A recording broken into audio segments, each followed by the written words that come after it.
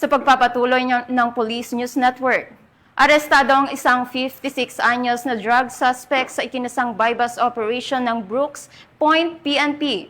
Mahigit 178,000 pesos na halaga ng illegal na droga ang nakumpiska.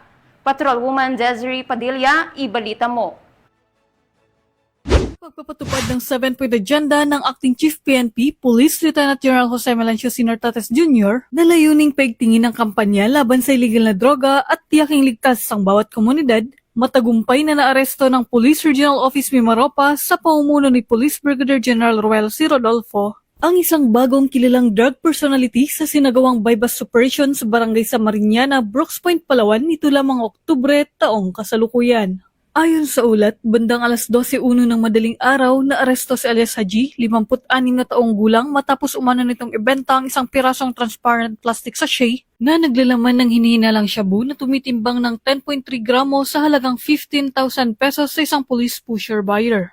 Ang operasyon ay sinagawa ng pinagsanib na puwersa ng Brooks Point Municipal Police Station at Palawan PPO Provincial Drug Enforcement Unit. Sa sinagawang karagdagang inspeksyon, na-recover pa mula sa pag-iingat ng suspect ang isa pang sachet ng hinihinalang shabu na tumitimbang ng 16.19 grams, isang sachet ng tuyong dahon ng marijuana na may timbang na 5.90 grams, ang marked money at iba pang drug paraphernalia. Umabot sa kabuuang 26.22 grams ng shabu na tinatayang nagkakahalaga ng 178,296 pesos at 5.90 grams ng marijuana na nagkakahalaga ng 600 pesos ang nakumpiska mula sa suspect. Kasalukuyan ang sa kustodiya ng pulisya si alias Haji habang inihahanda ang kasong isasampa laban sa kanya sa paglabag sa Republic Act 9165 o Comprehensive Dangerous Drugs Act of 2002.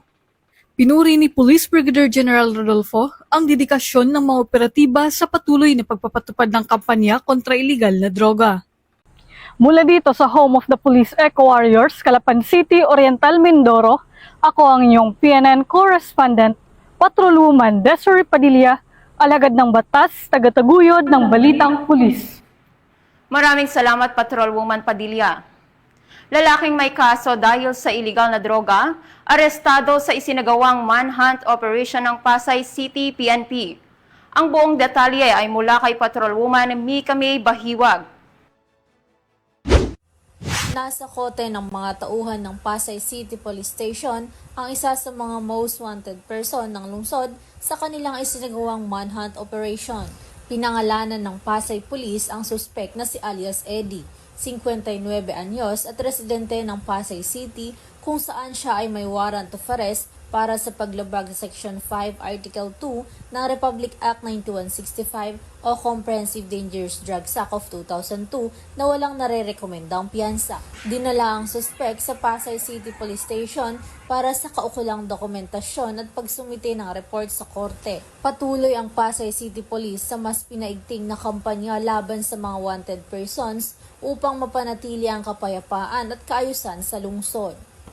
Mula dito sa Camp Bagong Diwa, Bikutan, Taguig City, ako ang inyong PNN correspondent, Patrolwoman Mika May Bahiwag, alagad ng batas, tagataguyod ng balitang pulis. Maraming salamat, Patrolwoman Bahiwag. Simulan natin ang balita mula sa bahagi ng Visayas.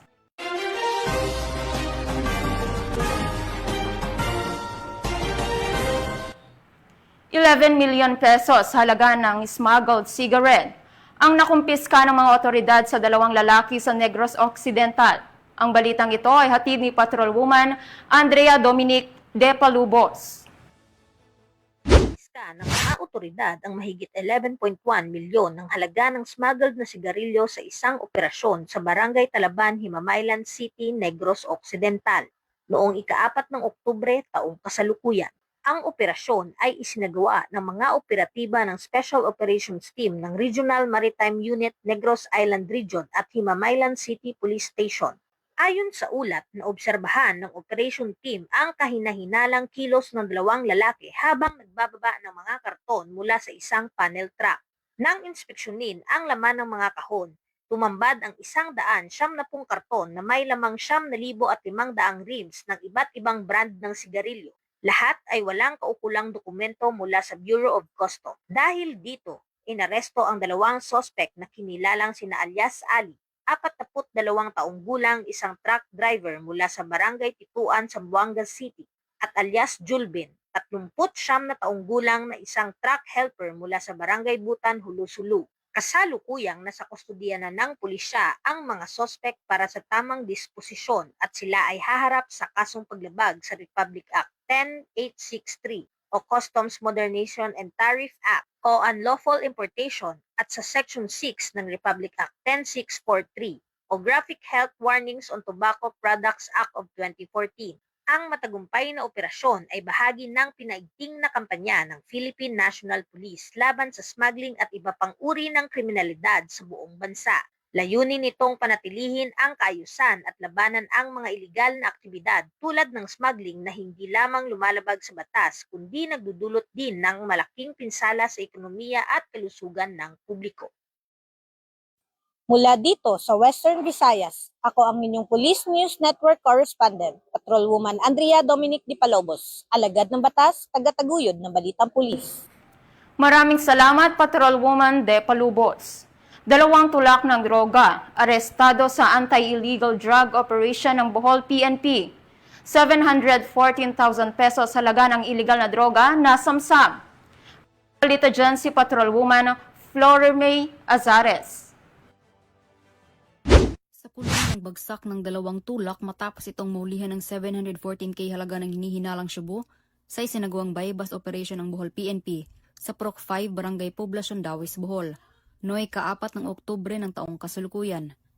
Kinilala ni Police Lieutenant Colonel Jomar S. Pumarejos, Chief ng Provincial Intelligence Unit, Provincial Drug Enforcement Unit, Bohol Police Provincial Office, ang mga sospek na si alias Junior, 40 anyos na high-value individual, at kasamahan nitong si Efren, 35 anyos na street-level individual, na parehong residente ng Purok 3 Barangay Tutolan, Dawis, Bohol. Batay sa ulat ng pulisya, bandang alas 11:06 ng gabi, nang ikinasa ng kapulisan ang bypass operation na nagresulta sa pagkaaresto ng 2 sospek at pagkasabat ng 8 pakete ng hinihinalang shabu na may timbang na 105 gramo at may standard drug price na 714k pesos, bypass money, keypad na cellphone, sling bag at motorized bangka. Samantala, kasalukuyang nasa kustodiya ng Dawis Municipal Police Station ang mga sospek at mahaharap sa kasong paglabag sa Section 5 at 11, Article 2 ng RA 9165 o Comprehensive Dangerous Drugs Act of 2002. So makausa ang atong Provincial Director masigarbuhon sa inyong kalapusan sa lalawigan sa Bohol. Ang Bohol PNP walay hunong o walay puas ang atong pagpahigayon og anti-illegal drug operations para mapakgang o maundang na ang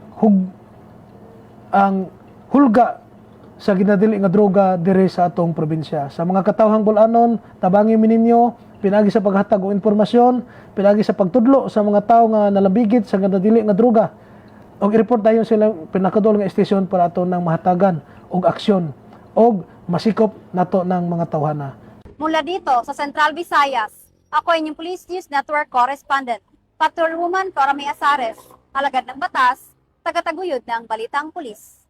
Mula dito sa Cebu City Police Office, ako inyong Police News Network Correspondent, Patrolwoman Florime Azares, alagad ng batas, tagataguyod ng Balitang Pulis. Maraming salamat, Patrolwoman Azares. Simulan natin ang balita mula sa bahagi ng Mindanao.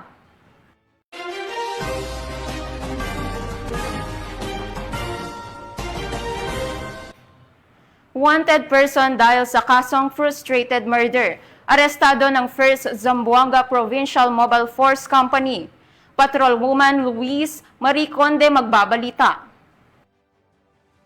Isang lalaki sa kasong frustrated murder sa isinagawang operasyon ng 1st Zamboanga del Norte Provincial Mobile Force Company sa pakikipagtulungan ng Sindangan Municipal Police Station sa Barangay Datu, Tangkilan, Sindangan, Zamboanga del Norte bandang 1:00 ng madaling araw nito lamang ika-6 ng Oktubre taong kasalukuyan. Kinilala ng mga otoridad ang sospek na si alias Ricky, 40 anyos, lalaki at residente ng Barangay Motibot, Sindangan, Zamboanga del Norte. Maharap ang sospek sa kasong frustrated murder sa ilalim ng criminal case number S6087 na inihain ni Honorable Jose Rene G. Dondoyano, Acting Presiding Judge, 9th Judicial Region, Branch 11, Sindangan, Zamboanga del Norte, noong July 14, 2020 na may piyansang 200,000 piso. Nasa kustudiya na ng Sindangan MPS ang sospek para sa tamang disposisyon. Patuloy na paiigtingin ng PNP ang pagpapatupad ng batas upang makamit ang mapayapa, maayos at ligtas na bansa para sa mas maunlad na bagong Pilipinas.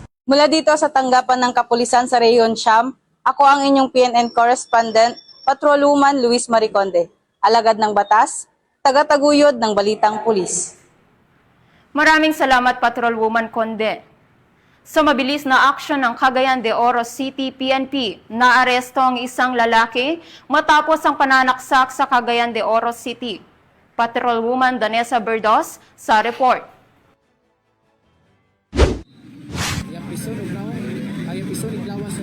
Mabilis na kumilos ang Police Station 4 ng Cagayan de Oro City Police Office sa ilalim ng pamumuno ni Police Major Peter L. Tahor matapos ang isang insidente ng pananaksak sa Zone 10 Mother Perpetual Health Avenue Patag bandang alas 5 ng hapon nito lamang 5 ng Oktubre taong kasalukuyan. Ayon sa investigasyon, parehong sakay ng PUG Patag Liner ang biktima at sospek nang bigla umanong saksakin ng sospek ang biktima sa lieg. Tumakas ito patungong Bulwa, ngunit sa tulong ng mga residente at saksi, agad itong naaresto sa loob lamang ng 3 oras matapos ang insidente. Kita ni sila upuan, kita ni sila na westbound terminal uwing sa Universidad ko. Tapos, at kasakay daw ni sila. Accordingly, kasakay sila pagkatapos ang isang biktima nasa concept. Tapos ang katong alis na pinasaya nasa likod. So, without apparent reason, Kasalukuyang nasa kustudiya ng pulisya ang sospek habang inihanda ang kaso laban sa kanya. Pinuri ni Cagayan de Oro City Police Office Acting City Director, Police Colonel Gerardo D. Ulanday, ang mabilis na aksyon at dedikasyon ng Police Station 4. Patuloy na nananawagan ang Cagayan de Oro City Police Office sa publiko na makipagtulungan sa mga otoridad upang mapanatili ang kapayapaan at kaligtasan sa lungsod. Mula dito sa Northern Mindanao, ako New Police News Network, Correspondent Patrolwoman Danessa Berdos, alagad ng batas, tagataguyod ng balitang pulis. Maraming salamat, Patrolwoman Berdos. Mahigit 3.7 million pesos halaga ng illegal na droga nasabat sa checkpoint ng Davao City PNP at Task Force Davao sa isang 31 anyos na lalaki sa Toril, Davao City. Magbabalita dyan si Patrolwoman June Mary Joy Rupin. 1 anyos na estudyante ang naresto sa isang checkpoint sa Sirawan, Turil, Davao City matapos mahulihan ng tinatayang 552.5 gramo na hininalang shabu na may street value na humigit kumulang 3,757,000 pesos. Kinilala ng mga otoridad ang suspek sa alias na Jade at residente ng Magsaysay Carmen, Davao del Norte. Nahuli sa dakong alas 4 ng hapon noong Oktubre 5 taong kasalukuyan sa isang joint checkpoint na isinagawa ng Task Force Davao at kapulisan ng lungsod. Ayon sa ulat, habang isinagawa ang regular na inspection sa mga pasahero ng isang pampasaherong bus, napansin ng isang duty personnel ng TF Davao na nakatalaga sa X-ray scanner ang isang plastic sachet na may lamang puting kristal na substansya na nahulog sa sahig. Agad itong nakatawag ng atensyon dahil sa kahinahinalang kilos ng suspek na labis na kabado at balisa. Nang lapitan ng isang personnel ang suspek ay agad nakita na nahulog na hinihinalang shabu at nang tanungin at kapkapan ito ay nadiskubre pa ang ilang sachet ng kaparehong substansya na nakatago sa kanyang baywang. Ang suspek ay kasalukuyang nasa kustudiya ng Turil Police Station at naharap sa kasong paglabag sa Section 11 ng Republic Act 9165 o Comprehensive Dangerous Drugs Act of 2002. Patuloy naman ang paalala ng mga otoridad sa publiko na maging mapagmatsyag at makiisa sa kampanya kontra iligal na droga upang mapanatili ang kaayusan at kaligtasan sa rehiyon. Mula dito sa Police Regional Office 11, ako ang inyong PNN correspondent, Patrolwoman June Mary Joy Ruping, alagad ng batas, tagataguyod ng Balitang Pulis. Maraming salamat, Patrolwoman Rupin. At yan ang mga balitang hatid ng ating mga ka-PNN correspondents mula Luzon, Visayas at Mindanao. At mga ka-PNN, 79 days na lang, Pasko na.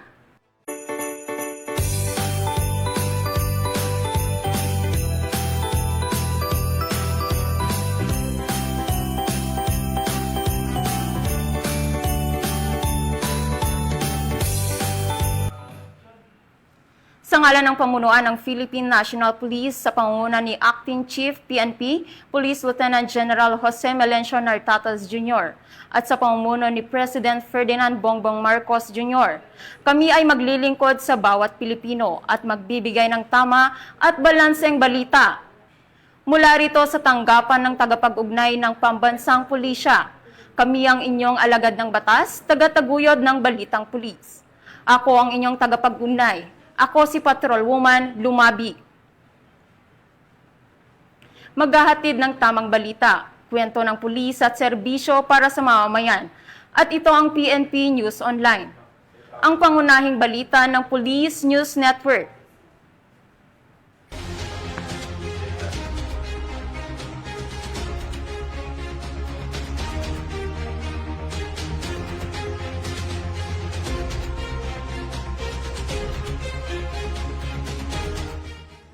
Police News Network, alagad ng batas, tagapagtaguyod ng balitang pulis.